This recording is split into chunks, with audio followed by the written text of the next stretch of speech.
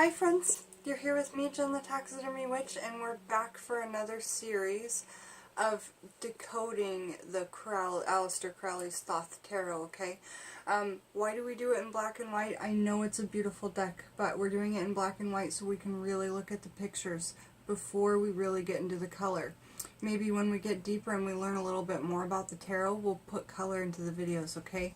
But you can look at any of my other videos for color, because I do them all in color with no filters. So there is a purpose for this being black and white, however I do like it a lot.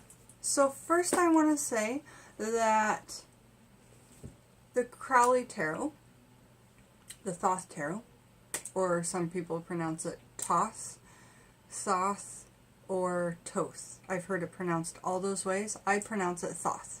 T-H-O-T-H, just like it's spelled. That's how I pronounce it.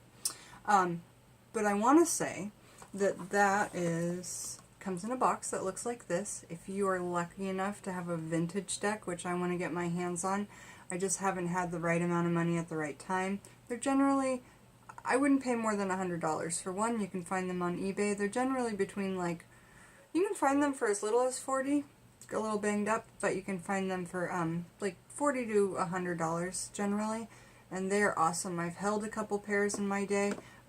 They have cool energies attached to them. If they have bad energies attached, then I wouldn't purchase it. So that's what I'm saying. I haven't had the right amount of money at the right time where I could hold the deck in my hands and see if it was for me.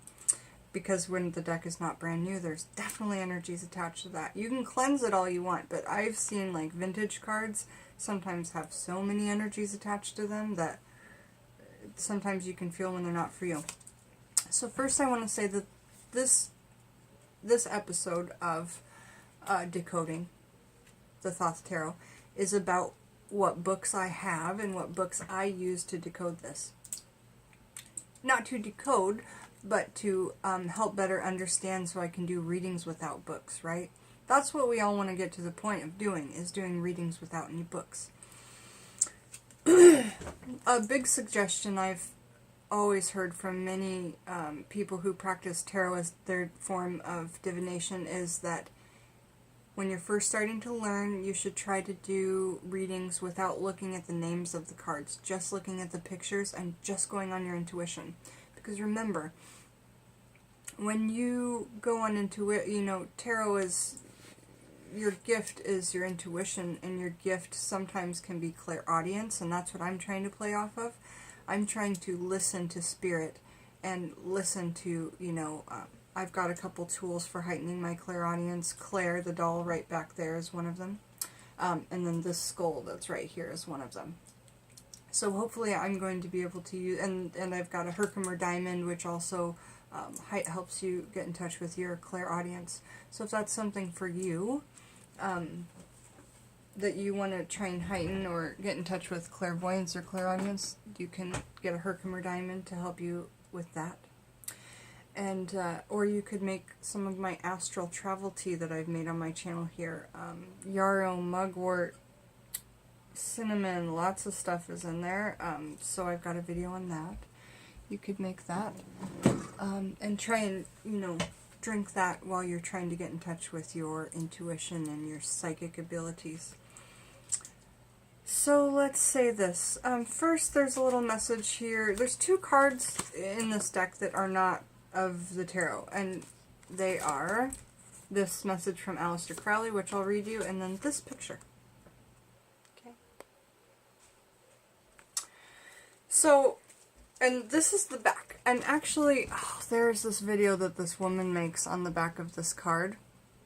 When you fold it up, it folds into a cube, which has huge symbolism, this cross.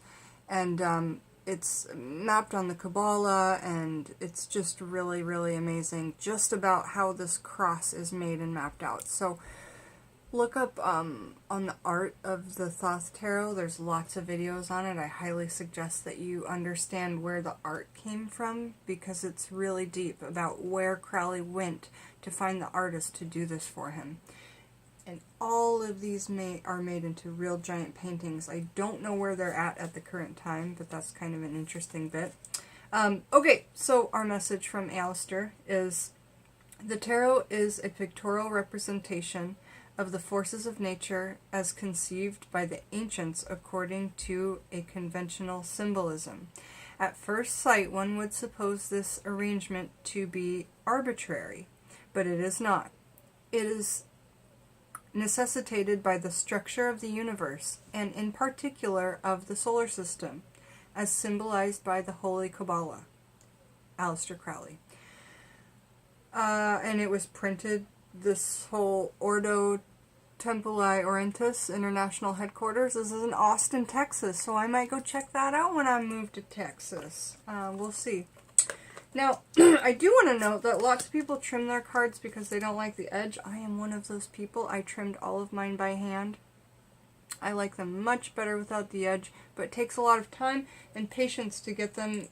You know, I don't have like I have an edging machine, but I wanted to do it all by hand with just a really, really nice pair of scissors.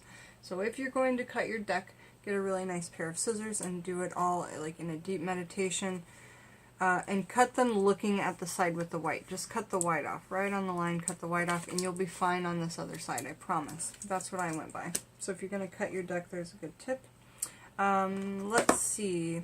The book that comes with it is tiny, but it does say a teeny bit about each card, okay?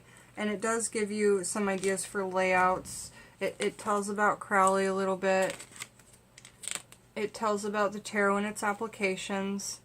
It gives you a really crazy layout, which is the first thing that I tried, and it was so complicated. Like, please don't get frustrated if you're going by this book, because we've all been there. You know, I feel like we've all been there. So first, and then it goes in and talks about the major arcana and the card meanings, okay?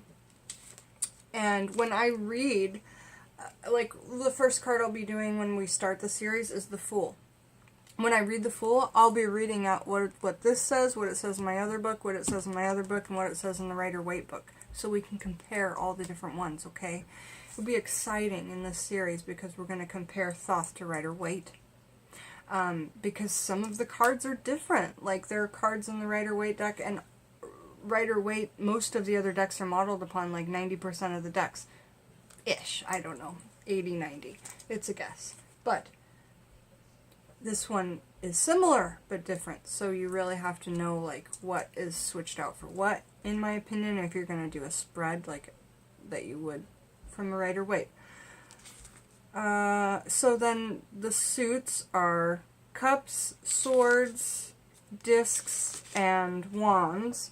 And in Rider-Waite, they are not the same. They're swords, cups, pentacles, and wands. So pentacles is changed out for trumps in this deck. They call them, or wait, no, trumps is the majors. Pentacles is switched out for one of them. So there's a little bit of a difference. There's no pentacles in this deck, but there is in Rider-Waite. It talks about, in this little brief, a brief commentary from the publisher, exhibition of playing cards and tarot, and the 78 paintings. Let's see, does it say where they lie anymore?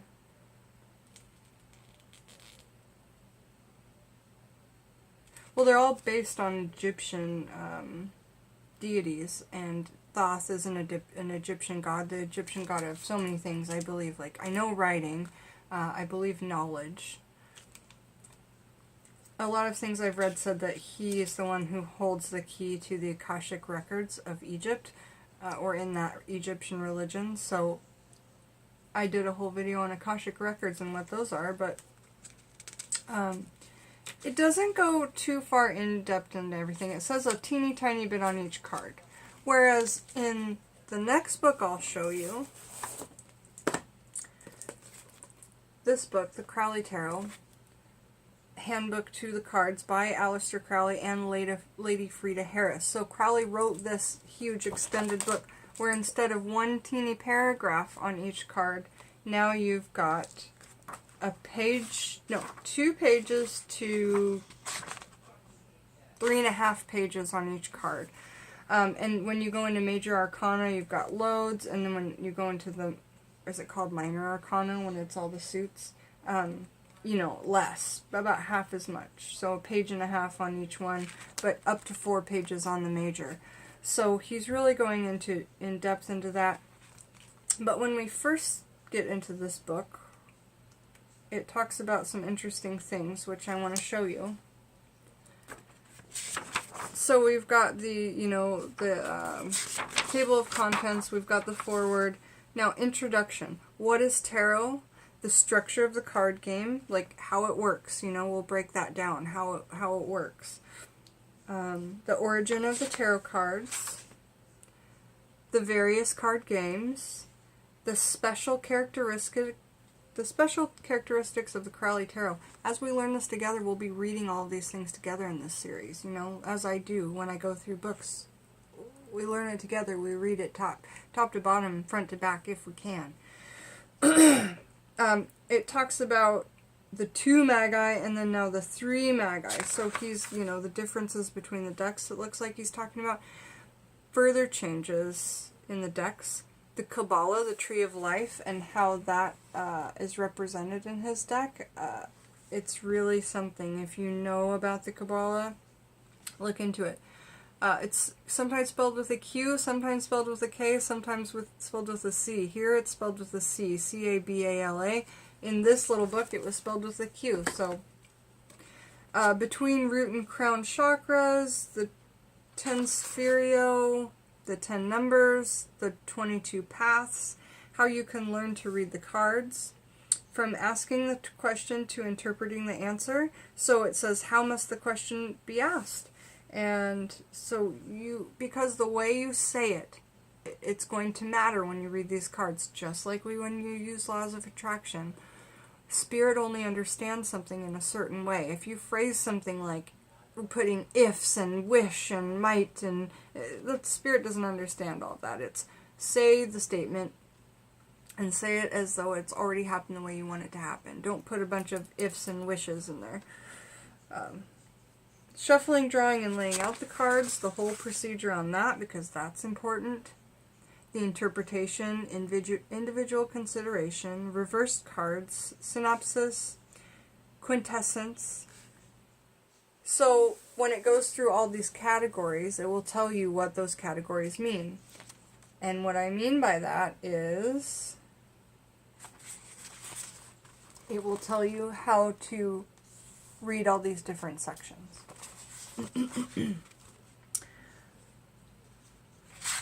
You probably have to get this book on special order. I got it at a half price. No, I got it online. And actually all my Crowley books I've gotten online.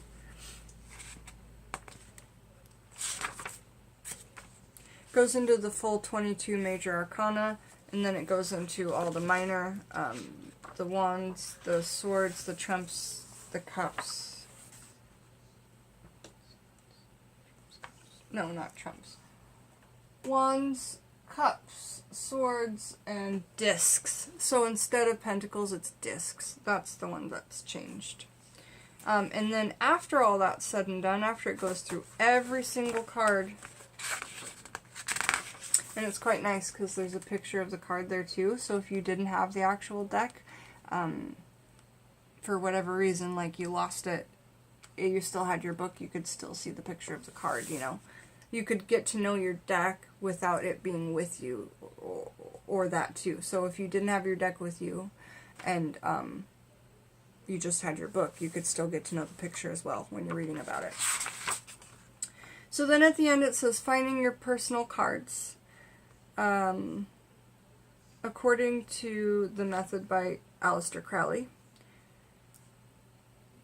The character card, the Hebrew alphabet, and determining the name's number. Systems of laying the cards. So he gives you a Kabbalah cross method, or it looks like an Ankh as well. All these different layouts here. More layouts.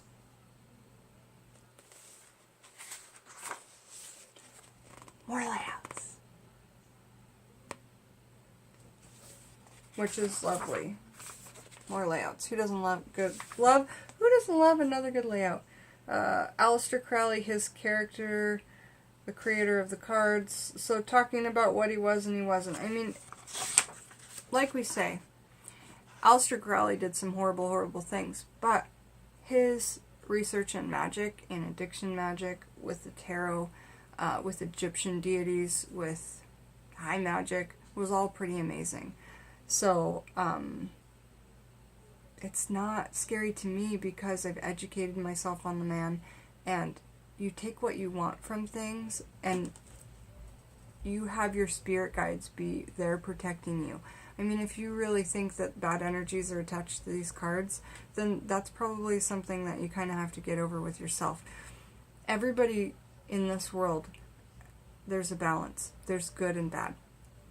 And I don't think that that man was completely evolved, but he was so evolved on a different level. And I want to take that information and go with it. I've never been more attached to a deck of cards than these. I don't practice satanic magic, but I don't have anything against somebody who does. It's not my thing by any means. Does it scare me?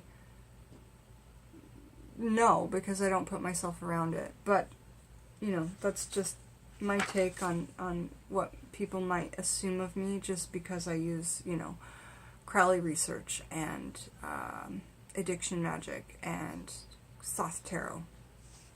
So I wanted to address that first and foremost. Eclectic witch here. Herbalist. Love all those things. Alright, so that's basically then there's a bibliography. And one last bit that's really cool is it says all these tarot magic terms. There's 3 pages on terms like avatar, even things like arrow and ape and Anubius, what it means in this when we're referring to it in here. Lingam, lion serpent, Numius, like we wouldn't know those words, so if you go through this book and you don't know a word, go back to the back, because chances are it's going to explain it for you. So that's really cool. The next book that I've got to show you is another book by Aleister Crowley, and this was the first book I got after I got this, and realized that everything I needed wasn't in here. And when I bought this, I thought I was buying something like this, but it was, I still don't understand completely how to use this book, but we will be using it in this series and trying to figure it out together. It does say a little bit about each card, but again, it's like 2 paragraphs rather than the 1 paragraph we had in here.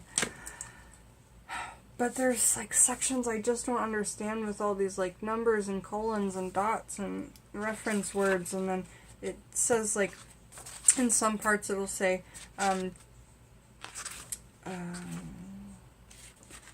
nicknames for other cards under the equinox, and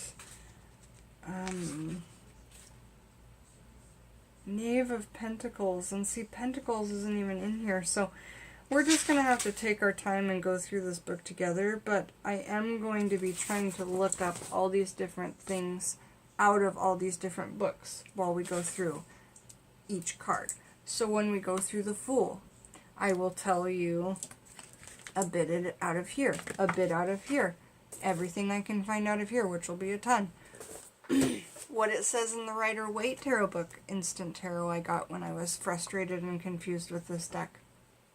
Okay, what it says about the Fool in this book. And then I have one other book, which I haven't really read a lot, I just got because it was at a half-price books on sale at half price, so it was a quarter of the price.